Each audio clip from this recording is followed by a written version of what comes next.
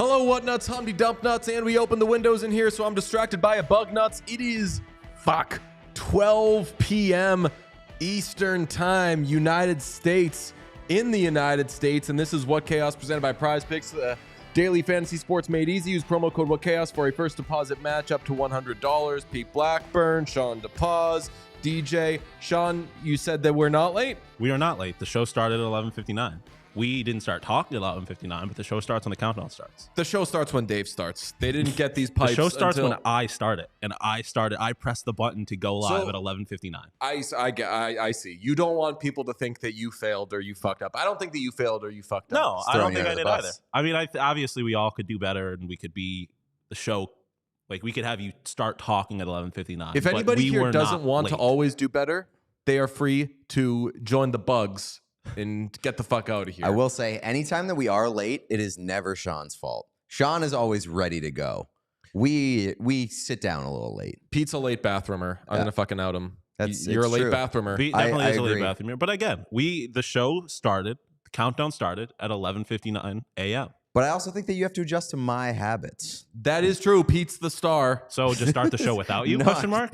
No, I'm just saying. There's no adjusting to the habits. Like, you can't start I set up late. I'll say that. Well, Sean, who do you think you are? Who do I think I am? Yeah. The producer of the show. Yeah, you're like, I'm the one that's fucking making sure this shit gets done. I approach the show like I approach going to see a movie. I go to the bathroom as late as I possibly can. That feels so good. So that I don't have to get up and leave during the show. I respect that. It's a little different for a 2.5 hour movie versus like an hour and 15 minute. Not if you got a little baby bladder. That's all I'll say. I guess so. Sean, don't shame. Look at him. It's all proportionate, buddy. Fair enough. He's a little bit of a thing. Well, we have a 2.5 hour long show today because we are joined by Mr. Talkie John Buccigross. That's right. Long time coming. I'm very excited. Yeah. I'm very excited. I haven't seen John Buccigross in a very long time. And the last time I saw him was at some Milan Lucic softball event a very long time ago. Don't make a joke about how it had to have been a long time ago because they're probably not doing Milan Lucic softball events. You made the joke. I didn't have to make it. I saw the wheels turning. No, my wheels never turned. But yeah, this is a big episode. We got John Buccigross. We are going to do a little bit deeper of a dive into the conference finals. We did a cursory look at it yesterday. Oh, like jersey stuff, fun stuff. Someone came up to me over the weekend and said, thank you boys so much for not trying to do the thing that you guys shouldn't be doing. He said, if I wanted breakdowns, I would go to a former player or a former coach. And he noted, but I would rather listen to you two than a former player or a former coach. And I was telling Sean before the show, it's just everything that we want to hear. So shout out Nick, shout out all the whatnots. Appreciate you. Shout out everybody in the Discord. If you're watching this for the first time, of course, hit subscribe, etc., etc., etc. But yes, today we get into the Eastern Conference Final and the Western Conference Final. But it's the East we'll start with because, folks, Slate Grade time. The Panthers visit the Rangers in Game 1 tonight at 8 p.m. U.S. This is one where I don't really got to look up the times anymore because pretty much East, 8 p.m. U.S., West, 8:30 p.m. U.S. Sean's making a face. He's upset. He doesn't want to have to wait. Champagne problem. Firm believer in East Coast supremacy. Don't change it to 8 p.m. for two East Coast teams. Keep it 7. I don't believe in supremacy. I believe in playing the games out. 8 p.m. is good behavior just for the general consumption. It is the right decision, but I don't care about that. Well, I'm giving this an A, and I don't know if we're going to go A's or A. I don't know. I was going to say, how are you going to do this from now on? Because it's going to be one game a night. Yeah. And you know exactly what it's going to be. It's not going to change. Like, are you changing the slate grade based off of how the series is going and like your your kind of anticipation for it. What do you think I am giving Game 5 of Oilers Stars when Stu Skinner has been like fucking arrested for allowing too many goals, and it's 3, and like the Oilers had won Game 1 and they've lost 3. So, like, do you think that I'm giving that game an A? Yes, because you're not worried. No, we'll talk about it. It was probably frustratingly so for you. Oilers Canucks was never a bit for me. I had a very hard time believing the Oilers could lose that series. I have a very easy time believing the Oilers could lose the Stars series. We'll preview that in a little bit, but let's start with Panthers-Rangers. The Panthers won the season series 2-0-1. Don't give a shit. Ooh, you throw out the records. Throw out the records. It's a new season. Jets Avs. That's right. Okay, did the Bruins sweep the Panthers in the regular season? Yes, they did. How did that work out for them? It's an interesting series. A lot of the models, right? Models are going Panthers, correct? Yes, most models are going Panthers. Vegas is going Panthers. But I saw the latest model that I saw was Mike Kelly, who his model has gone 10-2 during these playoffs. His model has the Panthers 51%. I love it. That's close. That's close. I mean, this has the. Let me see. This has a very tight special teams matchup, which I like, because a penalty or two can make the difference in a series. The only thing that is bad from either of these two teams, special teams wise, is the Panthers have the worst remaining power play at 22%, but they got the third best PK and third best overall, not third best remaining, like the third best penalty kill this postseason. Rangers have the second best power play remaining and the second best penalty kill overall. We'll talk later in the show about some of these penalty kills. The three remaining, the top 3 PK teams are all still remaining. And then one team that is in the playoffs, the answer will surprise you. I know. Is fucking horrible. But just give me an overview from a bajillion feet of this series, Pete.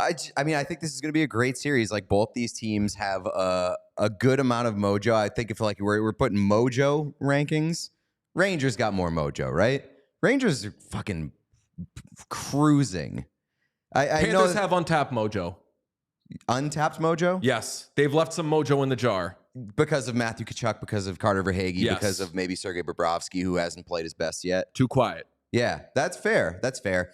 The thing that I'm kind of looking forward to for this series is that there is not established history between these two teams. There's not like if you're looking at this on paper, you're probably just like, who cares? But both these teams are annoying. They're a little scrappy. They're a little bitchy. They both serve the C word. Yes. I've talked myself into levels of feistiness in this series that I don't know if we've seen yet this postseason. I think this could be the Canucks feistiest. Oilers. Canucks Oilers a little bit, but what you forget is that they're from Canada and there's like that whole thing there.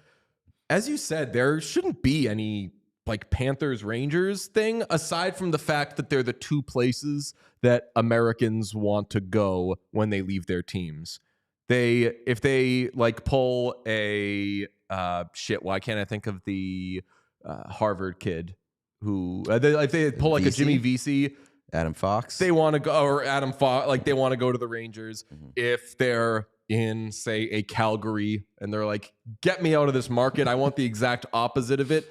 The exact opposite of that, geographically even, is the Panthers. These are like the two places where you find the American guys ending up. And I think that Rangers players will say, well, we could stand up to all the heat that comes from playing in New York. And it's like, motherfucker, everyone was talking about the Knicks until like 2 days ago. So there's still a lot of pressure that comes with playing with the Rangers. There's a lot of pressure that comes with playing with the Rangers. Another thing I love about this series is that Rangers fans chanted, "We want Boston." So if Florida wins, they get to puff out their chest and be like, damn fucking right you wanted Boston. But Rangers fans will be able to say, we were trying to tell you. We know puck. We didn't want to play you guys. Yeah. You guys are better. Feistiness, though, Tkachuk, Bennett, Trouba.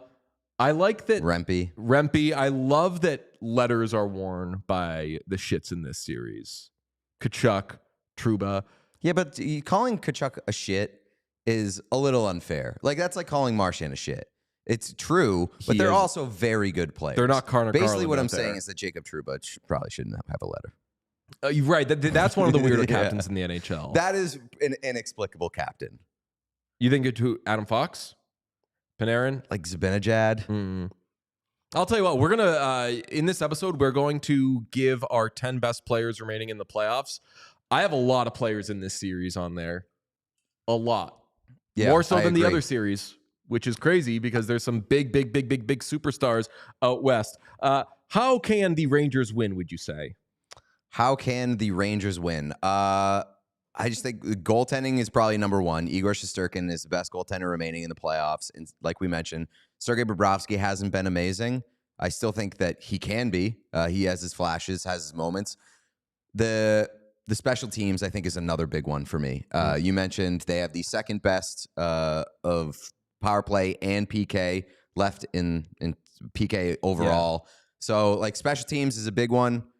Otherwise, I think this is going to be a pretty even series at 5-on-5. I think this is going to be a 6 or 7 game series, which I love. How can the Panthers win? And I agree with you that with the how can the Rangers win thing? If Igor Shesterkin is one of the best players in the series, give it to the Rangers.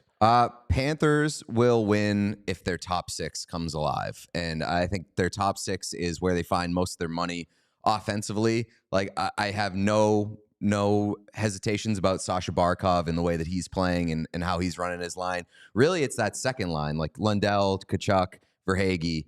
Those guys need to get going, and those guys need to be difference makers and be like the playoff, especially Tkachuk and Verhaeghe, who have constantly come up in big moments in the playoffs. Very, very quiet series against the Bruins. They need to be loud in this series. I think that if there are X factors in this series, the 2 biggest ones are on the Panthers. Matthew Tkachuk, 1 point last 3 games, only 1 goal in the second round. Didn't really shit it up as much as he usually does, especially against a team like Boston, which is typically his number 1 target. Nobody can fuck up the Bruins like Matthew Tkachuk. Maybe he felt like he didn't need to. Maybe he was saving it for Rempe and the boys. And then, of course, the other one is Sergei Bobrovsky, because he's been fine. 902 save percentage. He was good when he needed to be good in the last 2 games of the series, but by and large wasn't amazing. If he can match Igor Shesterkin, that's an avenue for the Panthers. Yeah, I also think for the Panthers too, like their defensive groups are a little bit more impressive than the Rangers. Like Gus Forsling, monster, stud. Montour, very good. So like, I like their back end a little bit more than I do the Rangers. I'll talk about with the Western Conference about what an X factor Darnell Nurse is. Ekblad is sneaky X factory for asshole watch. Well, just like if he's good, but also he can just be carried by Forsling, so it doesn't really matter. He can just be a fucking passenger on his own pairing. Look, Sean, do you have our staff predictions?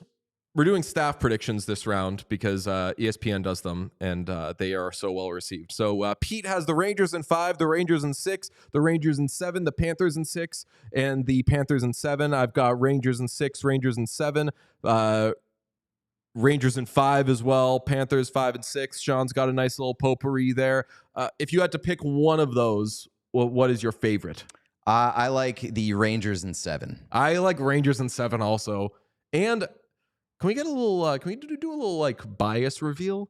Is there bias a team? Reveal? Yeah. Is there like a team that you want to win? This bit, unfortunately, it has been revealed at the wrong time because I do not have a bias in this series. I don't give a fuck. I think I want to have a bias in this series, and I also don't give a fuck. But if I could choose to have a bias, it would be the Rangers. Yeah. But I don't know if I'm going to be able to really feel that. There's more of a spectacle around the Rangers making the Stanley Cup final, which is maybe why I would lean like wanting to see the Rangers get there. But I also don't care, and I think the Panthers have a really good team, and I would be happy to see them make Sean, it too. Can we get a quick bias reveal from you? I think I lean Panthers. I just kind of like the Panthers, and I have a general anti-New York City disposition, so I'm leaning Panthers. Yeah, I think no matter what, I'm hoping that the Rangers get to the Cup final and lose. Like, I don't want the Rangers to win the Cup. Yeah, I think that's fair. I think I think so. I think I agree there. Okay, the Western Conference Final begins Thursday. Vegas has the Stars -115, the Oilers -105. Models, I'll say really quickly, favor the Oilers. I think the 3 of us favor the Stars. So what gives? It's a good fucking question. I don't know why the models favor Edmonton. Edmonton has so... I'm guessing it's production. Edmonton has the top 4 point leaders this postseason, despite the fact that the Stars, their opponent, have played more games than them. They've got a defenseman who has 20 points through 2 rounds, which has never happened before. Leon Draisaitl isn't even the Conn Smythe favorite on his own team, and he has 24 fucking points through the first 2 rounds. So my guess would be that if you're putting a bunch of numbers into a machine and pressing model it for me, crunch it for me, I'm guessing all of those things are just a little overwhelming. Yeah, I could understand it. And obviously the Oilers have the advantage in top flight talent. Like I think that's the area where they beat the Stars on paper if you're doing your old check boxes or tail of the tape. But like I think everywhere else, I'm going with Dallas. Like I think their depth is better. I think their back end is much better. Their goaltending much better. Special teams not close. Not close. Yeah. So like I would say those are the two. The top flight talent and special teams are where Edmonton has it. Okay, well, you mentioned special teams. Let's get into the disparity between in 2 categories. One is special teams. The other is goaltending. Goaltending, obviously, yes. Stu Skinner has been dog shit this postseason. Really, he was dog shit like from the middle of the second round on, but he's the only of the 4 starters remaining that does not have a .900 save percentage. He did have a .906 save percentage over the last 2 games, though, so maybe a little coming alive watch. What I will say is that there is a significant possibility that this gap that we look at for goaltending is much smaller by the end of the series than what it is now. Strong agree. And I think that takes care of a big X factor category where like if Stu Skinner is just Stu Skinner, which is 905, that's what he was on the whole of the regular season when he had a bad start, a good finish. If he's 905, would we be shocked? I don't think so. The Oilers have been better defensively in front of him the last couple of games. As I said, a .906 save percentage in the final 2 games of the Vancouver series. You are right. There's a good chance that gap is closed. But let's talk about the other gap, which is Jake Ottinger too. Like Jake Ottinger is playing really well right now, but hasn't had the best season. Like he's looked pretty iffy at points during this season. So you think we're overrating one guy and underrating another? That's what I was going to say. You said that it's maybe closer than it is right now. I would say, like, just in general, I think these goalies are more similar skill level wise than people realize. I think we still have a lot to find out about both goaltenders. Yes. But I don't blame us for seeing a bad 2 games from Stu Skinner and jumping right into the sucks and blows pool. Just because we've seen it before. He's a great regular season player, and he's 25 years old, but he has not looked ready for the moment in the postseason at multiple points. Special teams. The Oilers have the best power play and penalty kill this postseason. The Stars have the 3rd best remaining power play and by far the worst remaining penalty kill. The other 3 remaining teams are the top 3 teams in penalty kill this postseason, as I said earlier in the Rangers conversation. The Stars, overall, of all the playoff teams, of which there were 16, the Stars have the 11th best penalty kill. So good luck to them if they're going to try to do that shit against the Oilers. There's going to have to be some Thomas Drance tinfoil hat shit going on where you'll just have to not call penalties against the Oilers because that's like a legitimate avenue to not being closer, but the Oilers winning the series. Mm-hmm. If the Oilers keep up their power play and the Stars keep up their penalty kill, full stop, Oilers will win the series. Yeah, I mean that's. And I don't think the Oilers are winning the series. It's a concern if you're Dallas. There aren't many concerns if you're Dallas, but obviously you've got a not so hot penalty kill right now going up against one of the best power plays that we've ever seen exist. So Dallas, we agree, deepest team, not just remaining in the NHL. Yeah, has so been unbelievable, for a while, yeah. And they're without a top line player in hints right now. He could come back at some point. He's day to day. Missed the last 2 games with an upper body injury. The Oilers, meanwhile, expect Adam Henrique back. That could help their depth. But on the topic of depth, should the Oilers keep McDavid and Draisaitl separated? I think that is the easiest yes in the world when you're going up against the team that has 3 legitimate awesome scoring lines. Yeah, I think that's probably the play. Nuge with McDavid, Kane with Draisaitl. Hope for the best there. Yeah, I think that's the move as well. Quick Rupe Hintz update. As of 18 minutes ago, he was not at Stars practice. So still not. So maybe also a contract holdout, it looks like could be. Maybe. We don't know. We'll ask Buccigross when he joins us. What about Rupe Hintz? What are you hearing about Rupe? Who's his agent? What's your chosen pronunciation for Hintz? Yeah, can we get a pronunciation reveal? I mean, I default to Rupe, but it's not as fun as the Rupe. Yeah, Rope. I think so. I think it actually. I've forgotten what it actually is. I think it's rope. It's actually like ropa.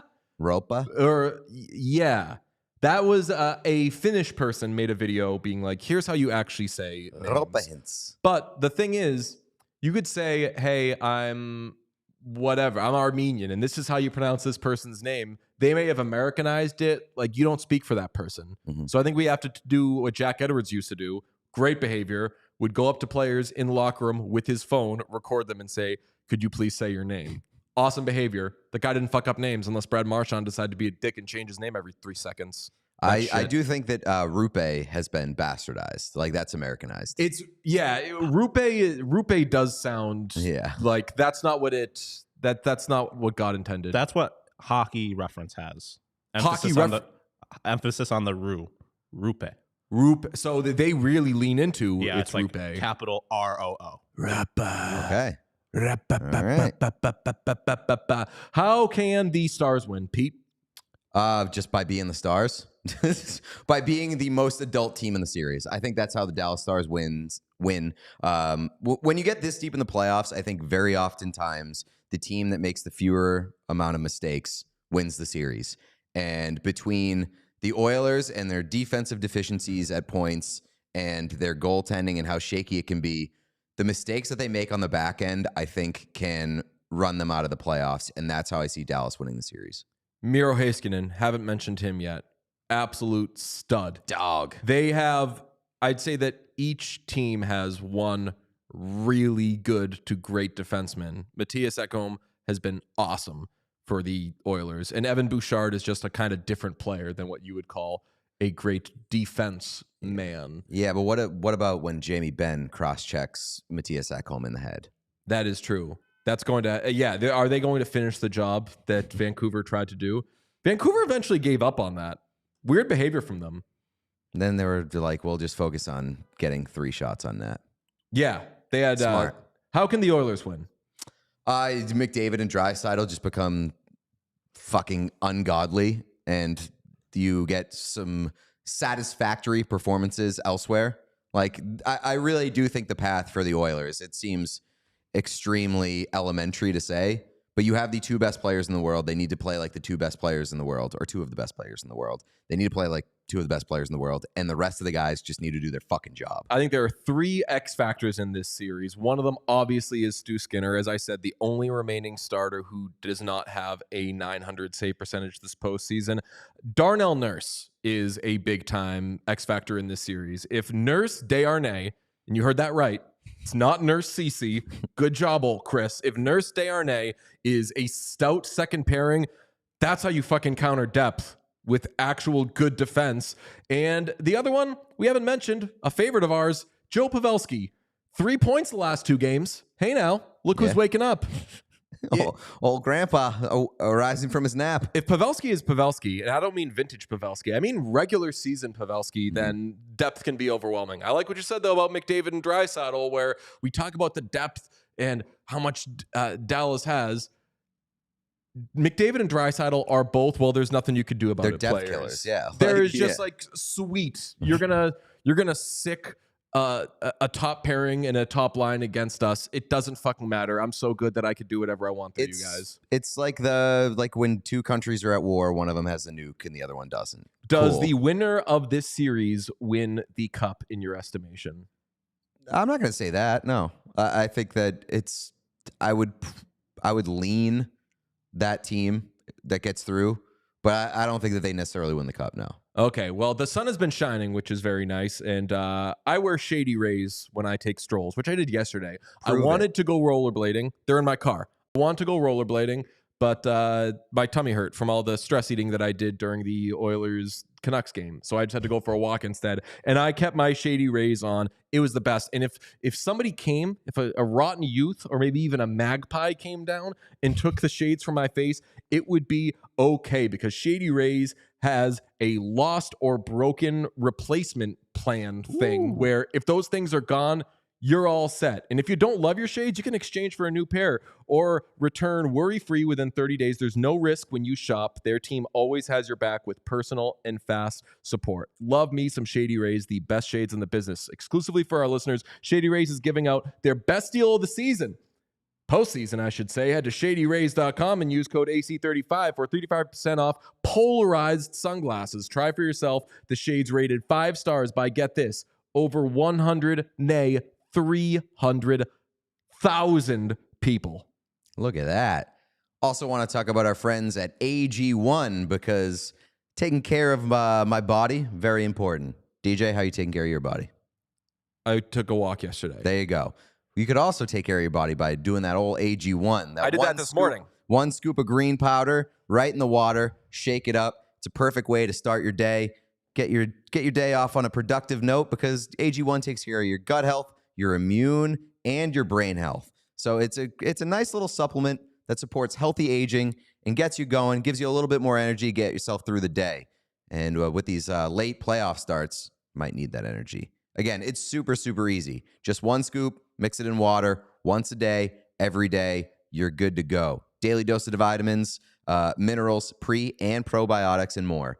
AG1 is a supplement that I trust to provide the support my body needs daily, and that's why I'm excited to welcome them as a partner to the show. If you want to take your ownership of your health, it starts with AG1. Try AG1 and get a free 1-year supply of vitamin D3, K2, and 5 free AG1 travel packs with your first purchase exclusively at drinkag1.com/whatchaos. That's drinkag1.com/whatchaos. Check it out. Okay. Do we have our guest, Sean? We don't have our guest? Oh, freaking gross. Thought I saw him calling in. I would say, I believe he was calling in. Sean's figuring that out. In the meantime, have you been keeping an eye on some of these giveaways, the shirts they put on the backs of seats? I have, yeah. Rangers have a very good one today. What is it? I know that. Look at that. That is so nice. And look, those Pete, are great. Look beneath the NYR. It's got a little low opacity Rangers logo underneath. These have been getting so much better across all sports. They no longer look like asshole giveaways. That looks like something that you would purchase. It's a nice shirt. Yeah, that's like a very useful giveaway shirt. Like, I hate the ones that are just game specific, or like, I kind of like those. You know what I have? I have the one that Draymond wore. Remember the one that Draymond wore? It was in the NBA Finals. It had all of the Celtics banners and then one blank one that was waiting to be filled out. And when the Warriors beat the Celtics in the NBA Finals, Draymond Green wore that shirt. I love that. I have that shirt. I don't know I've never worn it. It's a very cursed image, but shout out the Rangers stepping it up. Their fans, apparently, are upset that a lot of their shirts have kind of looked like that. Good. You take that every day. Yeah. You're getting good shirts. All right, we got. I think we got Bucci. I think we got John Buccigross. Do we have him? We have him. Give him to me. Give him to me. Hello? No, disappearing. He's saying that we appear for a second and then disappear. Has this happened? No, on our end, it just looks like he keeps hanging up, so I'm not really sure what he's Huh. All right. Well, let me troubleshoot this real quick. Yeah. I can take some questions in the meantime. The main one that has been being asked is when I wore my Shady Rays and hit the streets yesterday, was it a hot girl walk? Yes, it was. And that's only because I recently learned if you wear basketball shorts, technically it's mothering. So I can't even dress like an asshole if I want. I'm always serving something. Kings have signed Jim Hiller to be their head coach. He was the interim coach this regular season when he took over for Todd McClellan. Took the team to the playoffs. Pete. It doesn't excite me, but it's not exciting. The Kings are doing a lot of not exciting things right now. Extending Dave Riddick. That's because they did their exciting thing last year, and it was trading for Pierre-Luc Dubois. It's still very exciting. It is very exciting for the other 31 teams in the league. Yeah.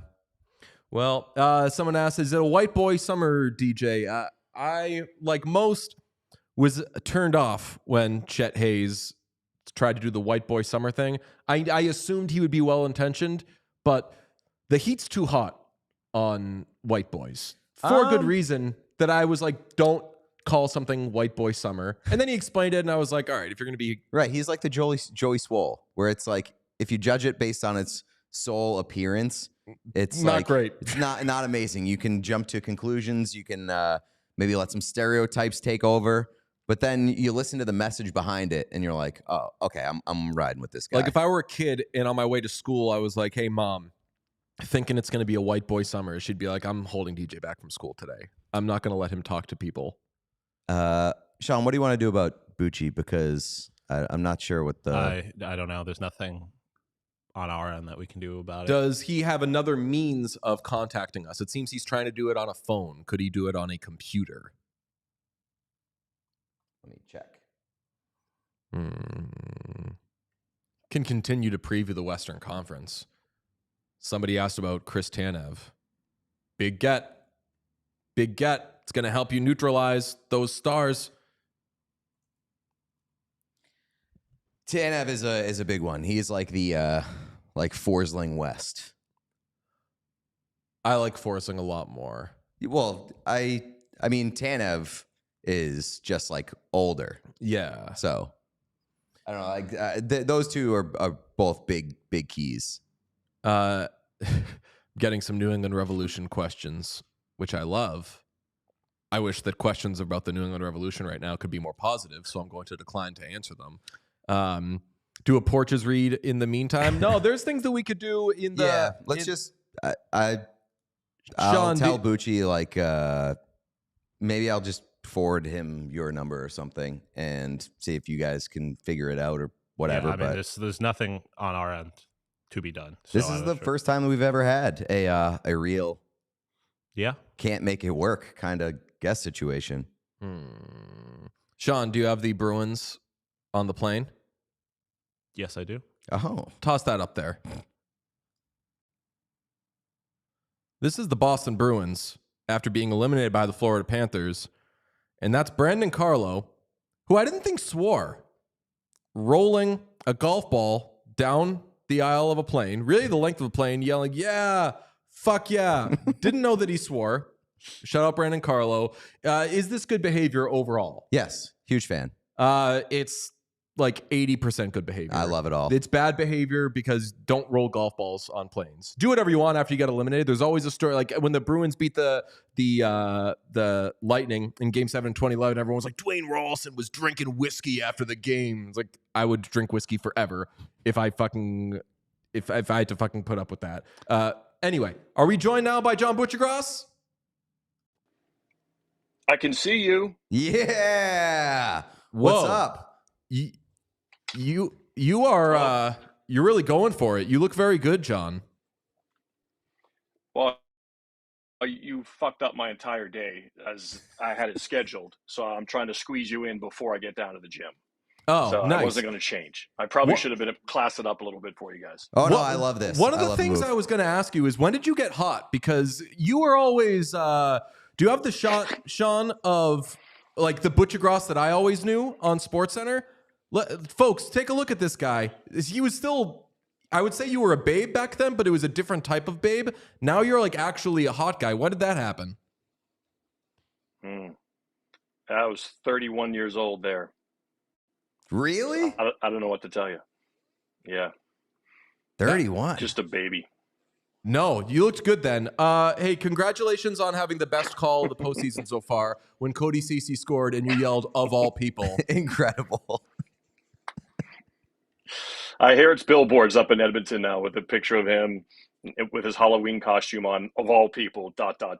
But you know what? Like, go Oilers. So I'm an Oil man, as I know that you are as well, because you picked the Oilers to win the Cup. Great prediction on your part. Oilers fans don't do the like, how dare you joke about our player thing, unless it's somebody saying Evan Bouchard is bad. Like, because Evan Bouchard is bad defensively, but when people say Evan Bouchard is bad, then the teeth come out and they get mad. If you say, like, Cody Ceci, what's that guy doing? Oilers fans generally are like, we don't fucking know, man. Yeah, Canadian fan bases really beat up on stay-home, low-point-producing defensemen. They just who was the Maple Leaf guy? I'm just drawing a blank. I was just about to say they killed him for the last 3-4 years, and those are the kind of guys they just don't like, and they just beat on them all day long. So you can say whatever you want about those kinds of stay-home defensemen who have low point totals. They have no problem you giving it to them. Well, I mean, we thrive on chaos, named what chaos. Like Cody Ceci is a chaotic person. I'm so glad that he exists. He's not amazing defensively, and when he tries to contribute offensively, boy, look out, nobody knows where that puck is going. But like, I root for him just because I like that he exists.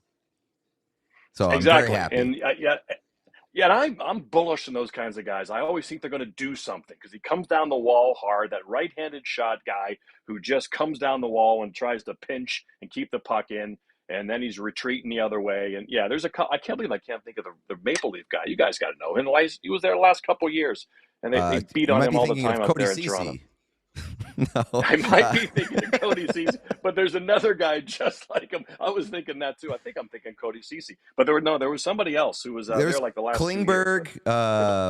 Klingberg got a lot of heat. He's too soft. I mean, it's not Riley. No, it's obviously not Riley. It's not Labushkin. He just got there. Yeah, not Bam. McCabe. He's too terrible. No, not McCabe. He's not that good. Yeah, not that good. I know. I think I know who you're talking about, but I don't know his. Can't identify. Andrew Alberts was too far ago, but he was a Canuck, I think. And Andrew Alberts was a Canuck. Canadian. Hey, check this out. Andrew Alberts went to Boston College. Yes, he did. And if you didn't know, Zach Hyman went to Michigan. If you weren't aware of that.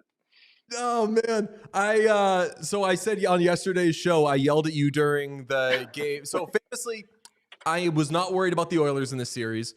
Was always very cool, calm, and collected. But when it was still scoreless in the second period, I knew that I was finally worried and panicking about the game because you said something to the effect of like Hyman and Quinn Hughes, couple of former Michigan Wolverines, and I was like, God fucking damn it, somebody score a goal. I don't want to hear about college hockey right now.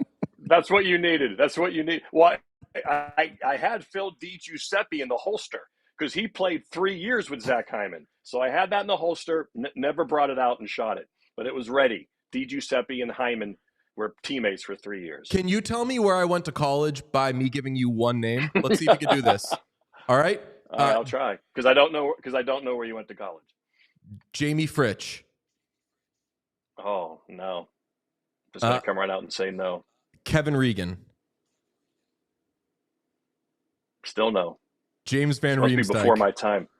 Oh, UNH, of course. Yeah.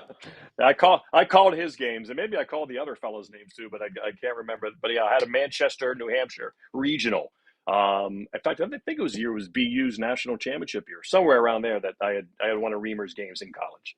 How has the experience been, like getting into play-by-play, obviously with college hockey on ESPN, but now NHL as well in the last few years? Like, you were the desk anchor for a long time, and then like doing play-by-play for hockey just seems like the hardest thing in the world. So, I mean, I give you a million times over the credit for doing that and being kind of like, it seemed like you were kind of thrown into it. Did you feel that way? No, I mean, I grew up with the sport. I grew up with the sport, listening to the game on the radio. My mom and dad grew up in South Boston, but they raised me out near Pittsburgh, Pennsylvania always. So we would listen to games on the radio because, there were 3 Bruins games on a year on CBS, and so I listened to a lot of games with my dad on the radio. I was on his hip all the time. So I kind of listened to it. I knew the game, grew up with the game. And then after we lost hockey in 2004, ESPN, NHL hockey, it was like 2 years later, 2006, I went to our bosses and said, hey, do you mind if I call one of these NCAA regional games? And I'll save you the money. You don't have to pay me extra. It's already my contract's just an employee contract. I can drive to the games. Or 2 of them were always in New England. They say, yeah, go ahead, have at her. So I started doing it in 2006 with that long-term do play-by-play. That was always my dream. That's what I envisioned myself in high school and college. I turned the sound down on the television and do play-by-play into my tape recorder in high school. Girls loved me. Because of doing stuff like that. And so that's how I always looked at myself. But then I kind of got married young. The career started as a sports anchor on Cape Cod, got married young, had kids young. So at that point, you can't just say, I'm gonna head down to single A baseball down there in Greenville, South Carolina, and start doing play-by-play. You can't do that. I got 2 kids running around, and so you just kind of try to stay employed and look for the next job. And so, so in the end, it took a while, but this is where I always wanted to be. Some updates on John's looks per the chat. Somebody said you are mothering in that tank. That's a compliment. Another person said, Bucci, You're ripped up like a bad, in parentheses, college hockey report card. So great job. The chat's loving you. How could they not? Damn. What do you think of this postseason so far? A very crazy regular season. And in the end, the 4 teams that are left all kind of make sense. They do, yeah. I thought the first round, the play wasn't great. I don't know. I just wasn't blown away. We didn't really have a lot of overtimes or multiple overtimes like some of those nights in the first round. We had like 3 going on in one night. So I thought it started off kind of slowly. But you're right. It's been very methodical. It's been very chalk-like. And so as a result, here we are. Yeah, I could see, these 4 teams. I'm sure multiple people picked them to win the Stanley Cup before this, before the playoffs started. We do our predictions for ESPN.com, a bunch of us. Emily Kaplan hasn't missed a series yet. She's undefeated. What? I mean, undefeated. She hasn't missed one yet. And she's got the Rangers and Dallas in this next round, if you're wondering. So, yeah, I know I'm doing pretty well. I think I've missed like 3, but she hasn't missed one yet. Because, again, there haven't been that many crazy upsets. You know what? It's funny. We used her as the example of a thing that people do this time of year is they screenshot the ESPN staff predictions for series. And when anything is wrong, they cross it out and they're like, ooh, nice fucking try. And I gave the example of like, do you think Emily Kaplan is fucking like losing sleep over, oh no, I had Rangers in 6 and like they lost in 7. She has to do 44 things for her fucking job. This was just one of them. And also, like, I know it would be lame if everybody was right about everything. But I now feel bad that the example I gave of somebody potentially being wrong is the only person who has been right the entire time. Shouts out Emily. Yeah, there's no upside to doing that, like you said. I mean, when we do games, especially during the regular season, we're the enemy every time we walk into an arena because their normal broadcasters aren't doing the game. So everybody hates us. Everybody hates me. And so that's just what we're kind of used to. So why they make us do predictions? Because, when we watch College Game Day, Kirk Herbstreit doesn't do predictions for games he does. He passes out of the, journalistic integrity. But for us, Emily, Ray, they call these games and, hey, pick them. Who's going to win, and how many? And I don't know if it really serves them any good. Who do you think the most chaotic cup winner would be for these 4 remaining teams? We kind of went through this a bit yesterday, but like which team winning would cause the most chaos? I think it's still Edmonton because now they would be considered the biggest underdog, and McDavid finally gets the cup. And I've had this vision of him win it in Madison Square Garden. Like to me, that's the ultimate like dramatic play is for McDavid to finally win the cup and to do it in New York City, the media capital of the world, so it gets as much attention as possible. And that's just for the sport and for him and for the story. That's how I kind of envision it. But I think right now they would cause.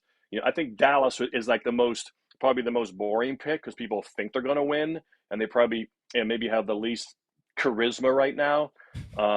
Florida with Tkachuk, he gives them so much personality, and a Stanley Cup in Florida again, another one with them and Tampa Bay just winning 2, and then New York. Obviously, it's been a while. We have ESPN. We have this E60 on their 30th anniversary of their last cup, and that would be good timing for them.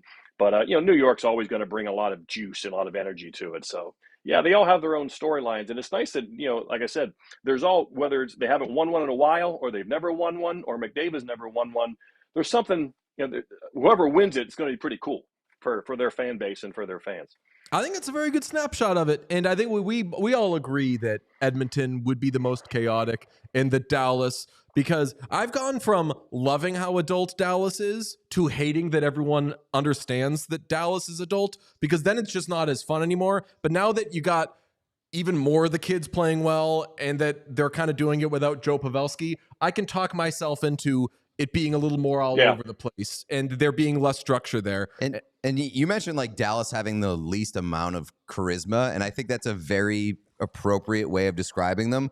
But I also kind of love that, like in their workman kind of aspect. And it seems perfect that Jamie Benn is the captain of that team because he has like zero charisma, at least on camera. You put a microphone in front of that guy and you will just think that he hates his entire life. So I find that endearing, like as an encapsulation of the Dallas Stars. Sean, I agree. Do you have all three of these things ready for? Okay, we're going to do a very fun exercise. We're going to look at our 10 best players remaining in the series just to see what we can glean and how many great players are left for each team. Let's go with Pete's first, if you don't mind. I'm going to go Pete, just give it straight to down. us. All right. Yeah. I have a lot more New York Rangers than I thought. My bottom three New York Rangers, Mika Zibanejad, Adam Fox, Igor Shesterkin. Then heading into Wyatt Johnson, Matthew Tkachuk, Miro Heiskanen, Artemi Panarin, Alexander Barkov, Leon Draisaitl, Connor McDavid. Are you seeing what my interesting observation was? Oh my God. Sean put up mine. Exact 10 players. We have the exact same 10 players. Wow. And so I go McDavid, nice Draisaitl. graphics. What's that?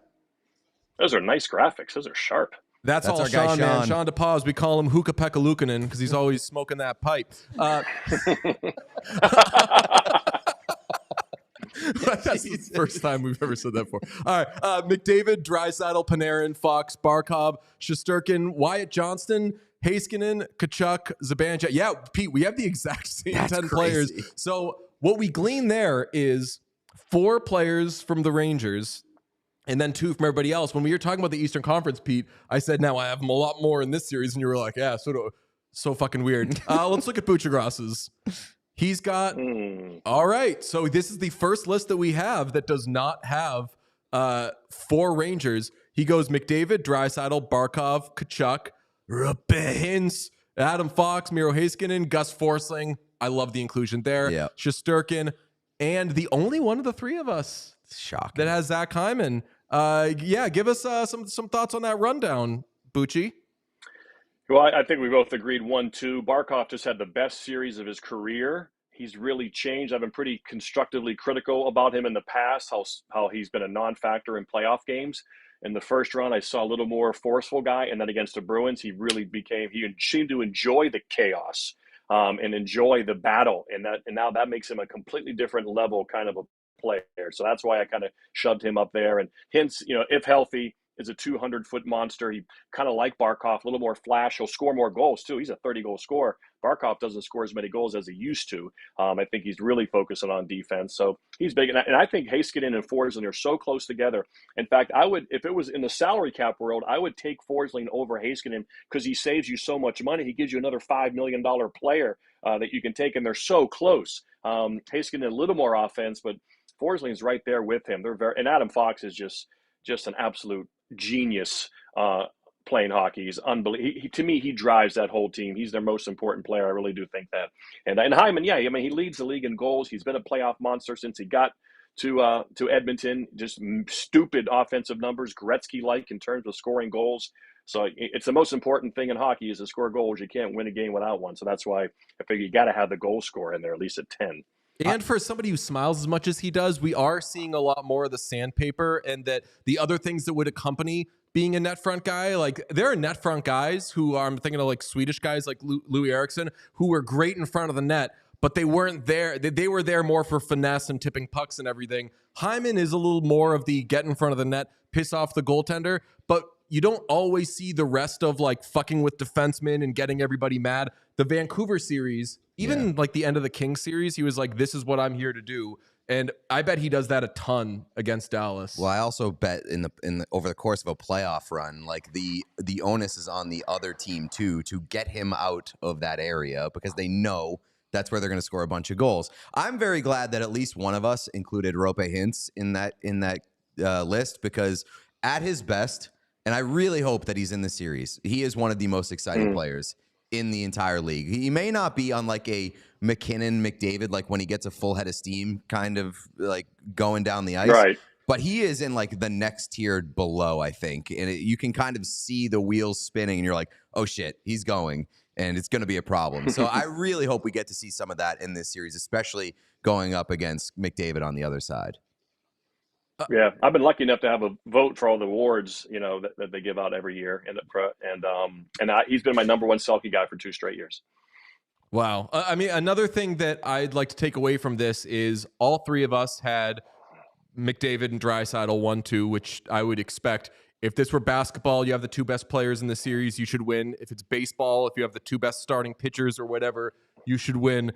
Is that reason enough that I know a lot of the models favor the Oilers? We're kind of leaning stars in this series. I don't know about you. I know that you have the Oilers to win the cup, but should having the 2 best players by kind of a lot be reason enough for the Oilers to win?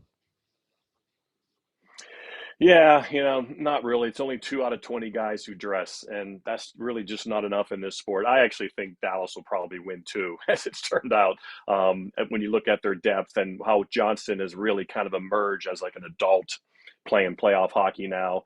And you mentioned they haven't gotten much out of Pavelski. He's been about a half step behind. This series will be tough. Edmonton plays really fast. Mm-hmm. He's going to have a hard time keeping up. So it'll probably be power play and tips for him primarily. But I'd be curious to see how Peter DeBoer, deals with that and how he's going to try to match up, because Draisaitl is going right now and McDavid is going. He looked like under the weather maybe there in Game 7. I don't know if he had the flu or something, but he wasn't quite his best. But, they can really skate. And that's going to be an issue. And that's Jason Robertson too. He can get lost in a fast speed game too. He's not a burner. So those kind of guys can get lost a little bit. That's why Hintz is so important. If they don't have Hintz and they have no one to check Draisaitl or McDavid and Edmonton get those guys out there in some matchups, they could pop a few in. I just don't trust Stuart Skinner to play 902 goaltending, which is what they're probably going to need, 905.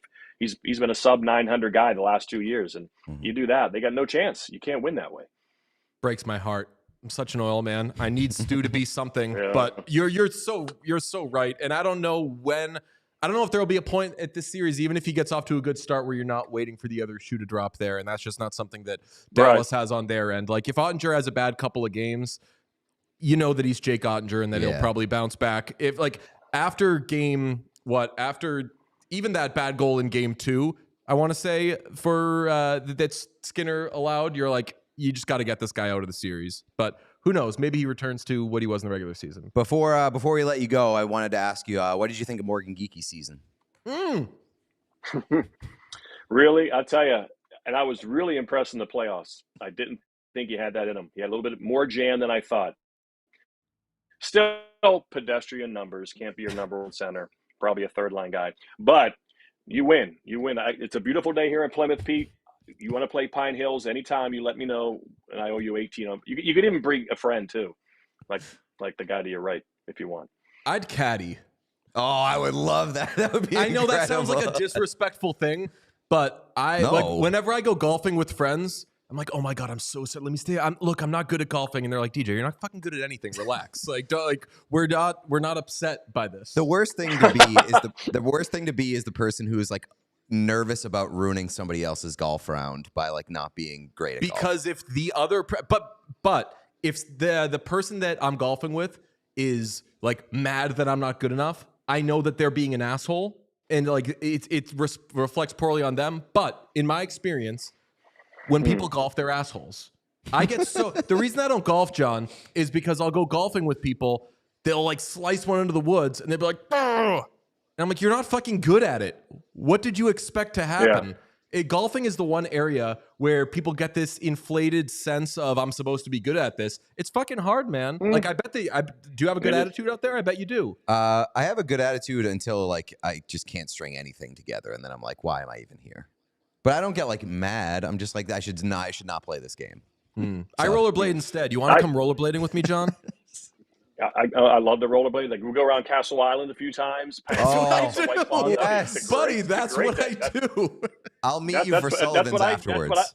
That's what I did in the 90s. But you can come down to Plymouth too.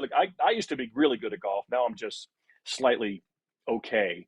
But you can just come to Cart and we'll play music, and you can just caddy. Just rake the bunkers for us, and take out the pin and just drink White Claws all day and High Noons or whatever that is you drink. Can I wear the vest? Yeah, we're the best. Wear the white jumper, the full white jumper. The full white jumper, Augusta style. Yeah, I would low-key, I would be mothering. I would be serving, you know what? I think this would be very good. Last question. This sounds like a What Chaos episode. We should string it together. Do some editing. So like, just, you know, we discussed what content we're going to do in the summer. And I candidly told Pete the other day, I was like, at some point, I need like months to fucking turn my brain off. We're going to do fucking summer golfing videos with John Buccigross. That'd be amazing. Last question. Do you say scoreless? I'm not sure. I don't say complete game shutout because a shutout is a complete game. There's no need to say complete game shutout. So just say shutout. But do I say scoreless? I probably have. Yeah, I'm not going to say I'm above that. It's fine. You're not below that. No one's above or next to it. Yeah. Yeah. No. Yeah. Scoreless tie. Yeah. Can you say? Can you use some of our terminology when you do the games though? Like if. So you say Draisaitl from his office, which is basically like south of the arena. If Hyman scores, can you say Hyman from the asshole? Because that's where we say he scores. He scores goals from the goaltender's asshole. Yeah, if you feed me some material, I will definitely get it in. Perfect. I may have to say sphincter. Say from the. That's okay. That's okay. Subban talks about his penis half the time and pretends he's not. So you can. You could say from the wherever you want. We'll know what you're talking about. Okay, yeah. We'll figure that out. That's a good one. My play-by-play days are done this year, so we'll have to wait till next year. But next year, you feed me stuff when I'm doing an ESPN Plus game, and I will get it in. Oh, he's only going to ESPN Plus it. Oh no, like we wanted ABC. We want some ABC. You want linear talk. You want linear material. I get it. You want linear. That's fair. That's fair. More payoff, more upside. Amazing. Right. I love that you say linear too, because that's some real TV industry talk. Speak. That's some real industry speak. When I would pitch an idea and I'd get some like, I don't know if that would work for linear. I'd be like, you like linear more than you like digital. So when you say, I don't know if it works for linear, you're just saying, I don't fucking like that idea. No, everything works. Everything's digital now. You know, it's all digital. But yeah, some stuff is just also linear. Look at me now. Whatever that means. I'm sitting with my buds doing a YouTube show. That's digital is the future. All right. Well, John Buccigross, you're the best. Thank you very much for joining us. Appreciate it. Appreciate you. Thank you. See you soon. All right. You look good, boys. Keep it up. Bye. You too. Sean, give us those lists again, man. Yeah, those just lists. Like one. Can we just get like one Great more job little with the taste? lists. I mean, which one do you want? Either one. Dealer's choice. I mean, they're both one the of same. Ours. Yeah. Is that hive mind or is that? I don't know. It's a good question. No, I don't think it's hive mind because how much have we talked about Mika Zibanejad? Like, you know what's crazy, Sean? I don't know if you'll remember this. We talk a lot before the show. Mm-hmm. Who did I say I had way too high? Wyatt Johnson. Could you show my list, or could you show Pete's list? That is yeah. Now show my list. Oh my God. We both had him 7th. That's amazing. I mean, if you've watched these playoffs, like Wyatt Johnson has been so far above every other Dallas Stars forward. It's hard not to have Wyatt Johnson really high. Did I have him the highest of Dallas Stars? Yeah, I had him ahead of Heiskanen. I listened to 32 Thoughts this morning, our competitor. I'm kidding. I'm just going to call every other podcast our competitor. This makes you my competitor. I was listening to them and they said matched each other's freak. Yeah. That's hell yeah, brother. I would, if I could match anybody's freak, I wanted to. Where did that come from, by the way? I feel like over the last 48 hours, right it really had a skyrocket ascension in meme ability on the internet. And yeah, I'm seeing a lot of it's always Megan Mullally and Nick Offerman. It's like, who's two people who match each other's freaks? And it's like an actual husband and wife. I saw the actual husband and wife, Napoleon. You know, he's like, one of his letters back home was like, I'll be home in 3 days. Don't wash. And it was somebody posted that with, do you think she matched his freak? It's incredible. So, fuck. Our competitor said that if McDavid goes quiet in this round, Miro Heiskanen wins the Norris next year. absolutely true. That is so how hockey and hockey voting works. Yeah, I mean, well, I think the bigger point there is that Miro Heiskanen is underrated. Like, that is the overall take, right? Yeah. Correct? I do believe that Heiskanen is pretty underrated at this point. Yeah, but I mean, it's like Bergeron in 2011. You're gonna know that fucking name, man. Right. And you should have known the name by now, but you're gonna know that name for sure. Getting some feedback in the chat. I know that when we do these lists, it will get some. How do you not have this person? It's tough to do only 10. I did not feel too bad about leaving Evan Bouchard off. No, he's like a one-dimensional player. Like, I left a lot of great wings off of this list. Like, how many wings did I have on there? I think I had maybe 2. What, for wings? What's that? Panarin, Yeah. Kachuk, not Johnson. Yeah, I had 2 wings on there, and I would equate an incredible, like, borderline all-time offensive defenseman to a wing. You know? They can fucking score goals. They can get shit done. They're massive on the power play. But, and I hate that there's even a but when I'm talking about Evan Bouchard. But we know that he's not a good defensive player. I love the player. He's not a good defensive player. I do like the idea of like kind of comparing him to a wing. He's a wing on the blue I just line. did that. That was off the dome. That's essentially what he is. So I like that. How do you feel about leaving Zach Hyman off? Again, like only 10 guys. Yeah, only 10 guys, and like he's. I think anybody will agree that he is not like the most athletic, not the most naturally gifted, not the most skilled. He also like doesn't play in all situations. Like I think there's enough to leave him off the list. I of course reject the tap-in merchant thing, as Buccigross is called in some games. He's, you know what? We could get him to do the Hyman from downtown. That we could get him to do. Yeah. I feel like not they even a swear he there. did that. Yeah, right. He did like suck on that, losers. No, it was. Oh no, maybe I'm thinking of Levy. But after From the parking lot. One of the goals that Hyman had that was like not from the asshole. It was from like 13 feet. Yeah, and they were like, that was the first goal he scored all playoffs, or like the furthest goal he scored. Oh no, he scored one in the first. Remember, he scored one from like almost the dot, or just like a little further up from the dot. Maybe that's the one I'm thinking of. I just know at some point they like during the intermission specifically talked about the fact that Zach Hyman scored a goal from like further away than the crease. I was like, he got to fucking lean it. Just do like if Hyman like takes a step back to make a little more room for himself and then taps it in. I need Bucci doing a Hyman for The man's got range. Yeah, better than Caitlin Clark, better than Aaliyah Boston. Sean, how you feel about your PWHL right now? Minnesota tied up the series last night. I guess I still haven't really decided how I feel about PWHL Boston. Like, I don't know if I'm supposed to root for them because it's a Boston team that I don't have any conceived notions of, or if I should hate them because they're a Boston team and I hate Boston teams that aren't the Boston Red Sox. Yeah, but this is the PWHL team that you can support most closely. But I'm also like, you better make your decision quick, otherwise you're just going to be a front runner. I mean, or I just winner gets Sean. Ooh, winner gets Sean. That's a nice one. It's tough to like convert to rooting for a team after they win a title. Yeah. Not beating the front runner allegations. Listen, all as I will say is that it's like the NHL playoffs have been my priority. So basically anything that's not the NHL playoffs, I have not watched, and that includes the NBA playoffs. I know. I watched a little bit of the Celtics last night. That includes that includes making an actual meal. Yeah. That includes the sun. Yeah. I watched a little bit of the Celtics last night. I also watched The Fall Guy. Oh, you did? I thought about it. With Ryan Gosling. I thought about it. You watched it with him?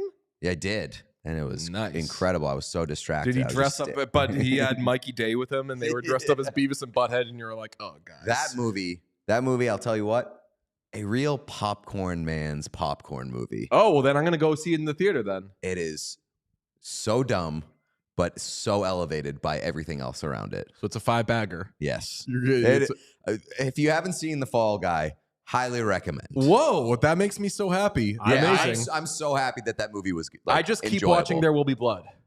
Not surprising. One of my good friends from Arizona that I just randomly texted yesterday and was like, I just saw Fall Guy. It was one of my favorite movies of the year. It Just was from an very enjoyable- funny. Yeah. Can I give an update? Did we talk about how I was considering a dog? Yeah. The dog I want Dead? is, quote, playing, is already with his new friends or something. So maybe dead. Oh, yeah, true. Went to a farm. Yeah. Went to a farm upstate. That was demoralizing. And I was dragging my feet. I didn't even I just refreshed the page every couple of days. And I was like, I'd love to have I that thought you were dog. about to come in here and be like, update, I have a dog now. No, if I have a dog, it's going to be here. Yeah.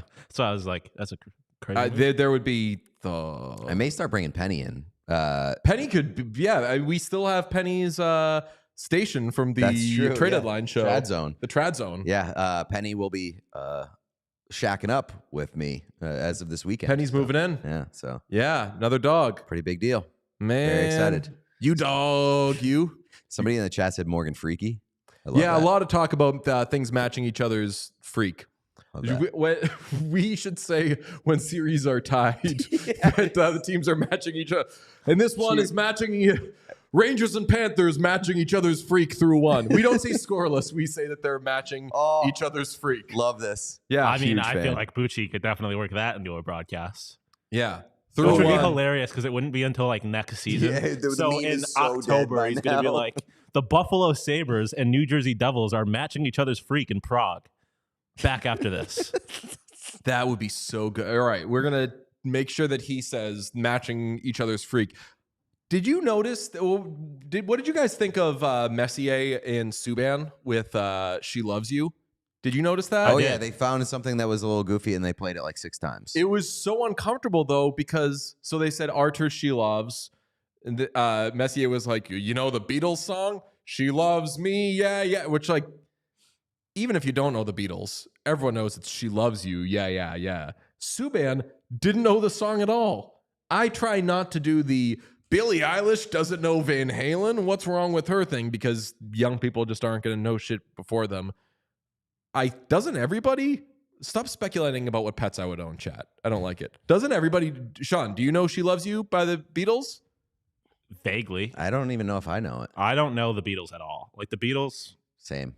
Okay. if you're like a Beatles person now and you're my age, like that is definitely not the norm. Like you're like an oldie kind of person. My understanding growing up was that everyone knew like the Beatles. Everyone knew "Twist and Shout." Everyone I knew know Twist "She and Loves." Like "She Loves You" was on there. I thought of like. But then when I was in high school, people would be singing like "I Am the Walrus" and Penny Lane and shit like that, and I was like, oh, you can like keep listening to the Beatles and know their other shit. And then I got into them as an adult, and they're the fucking best band ever. Sean, you would love the Beatles. I probably. I don't like doing the age thing, but like I feel like this is an area where like our age difference is like a pretty big, like people my age, like people definitely obviously know who the Beatles are, but I don't know anybody who's like, I listen to the Beatles. I'm like saving, you know this about That's me. definitely gonna happen. I'm saving like my Beatles dive for when I just like arrive at that moment in my life, and I'm gonna do drugs and I'm gonna listen to the Beatles. Because you said that to me about, I want to say Dead & Co, where you're like you'll have a Dead & Co. Yeah. Oh, yeah, right. yeah. Yeah. You're going to be a deadhead at some point in your life. And if you want to do it naturally, that's fine. But if you do it now, you can go see them. I'll tell you what, those Sphere shows, this is working gangbusters for them. They booked 1 million shows. Nobody bought the tickets because there were so many shows. And they were like, oh, well, they fucked themselves there. And then video came out of them doing 1 second of a show. And everybody bought the rest of the tickets for the rest of the week. They were like, that looks fucking wild. Yeah, it looks incredible. I want to go so bad. The cool thing about Dead & Co is that you don't have to know anything about Dead & Co before going to a Dead & Co show. Kind of the vibe That's how I approached it. And like after one Dead & Co show, I was like, fuck yeah, this rules. Dead & Co is definitely like, I couldn't name you a single Dead & Co song. I don't know. So Dead & Co is them. like the spin. So Grateful Dead is the Grateful Dead, band, and then Dead & Co is like the millionth iteration of it, and it's Bob Weir. I couldn't tell you one any of the Grateful guys. Dead songs, I guess I should say. You probably Touch of know. Grey? Yeah, you probably like Touch of Grey. I feel like everyone knows. Maybe if I heard it, not by name. This is one thing where like get by. definitely like I have a very specific music taste. It's definitely like I don't want to say a two Americas type of thing. So like, I'm gonna say this: it doesn't matter what your music taste is.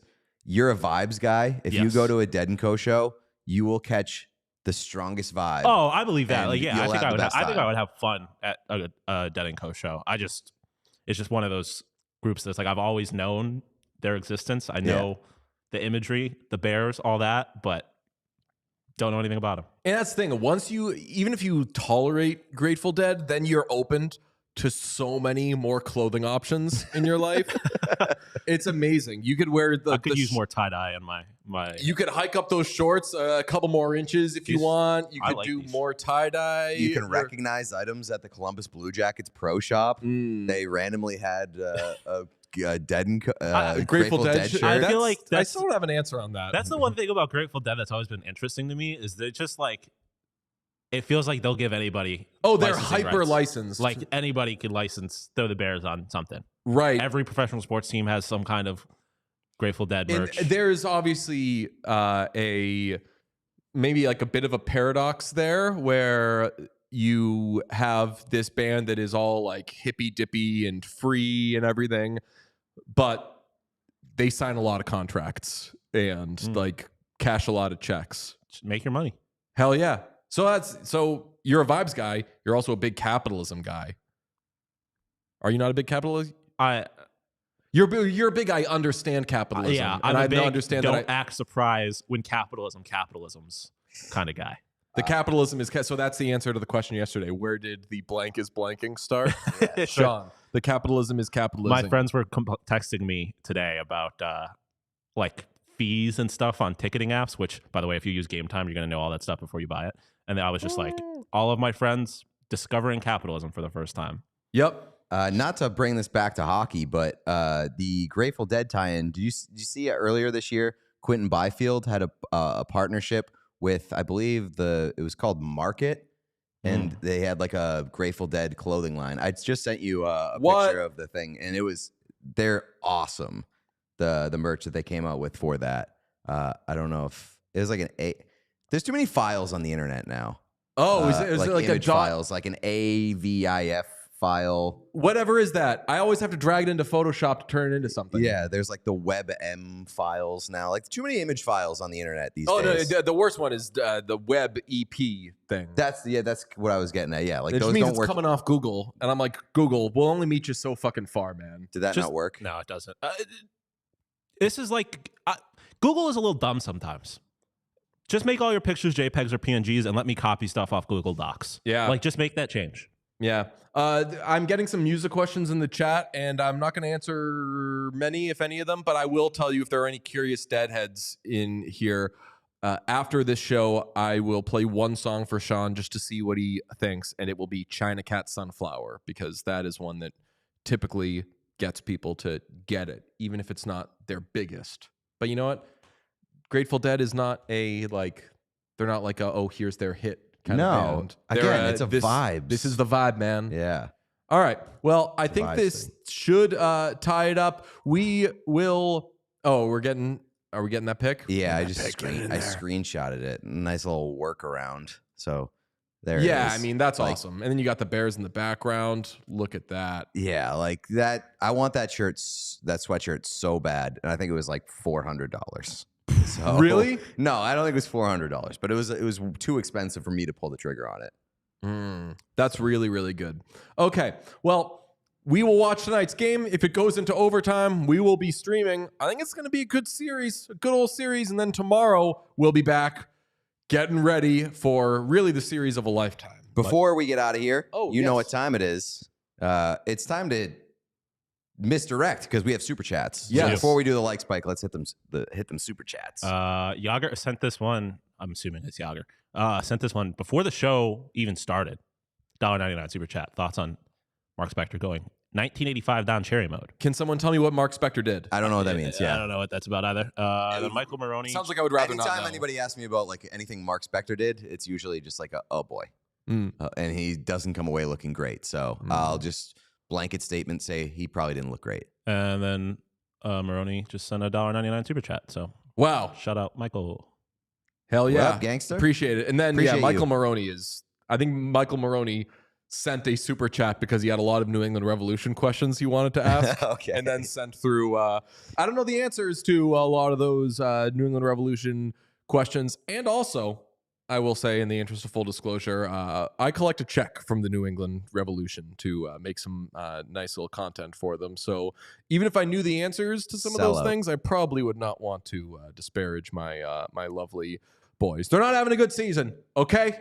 They're not having a good season, but it's MLS. Just got to have a good few weeks. Then you're back in the thick of it and everyone's afraid of you. That's why it's one of the more fun leagues out there. Everyone watch some Major League Soccer. All right. We will be back tomorrow. We appreciate you all. Thanks to John Buccigross and thanks to there being 10 good players remaining in the playoffs. Exactly 10. Bye. We all silly like the mayor.